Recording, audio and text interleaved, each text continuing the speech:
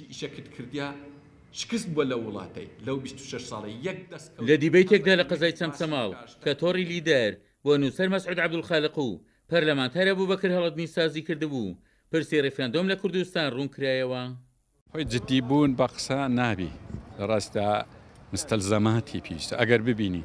ئەو ئامرازانەی کە بۆ دەوڵەت دروستکردن ئامادە کرابی لەسەر ئاستی ناوەخۆی و عێراقی و ئیقلیمی دووەلی ئەو بە معنا جددینە ئەگەر ئامادەکارنەکە هەر بە قسە تووشی زەرەر و زیانێکی زۆر دەبین وەکو ئێستا بەرەبەرە هەز دەکرێەوە پشێمان بوون و پاشگەزبوونەوە هەیە لە ڕێفراندۆم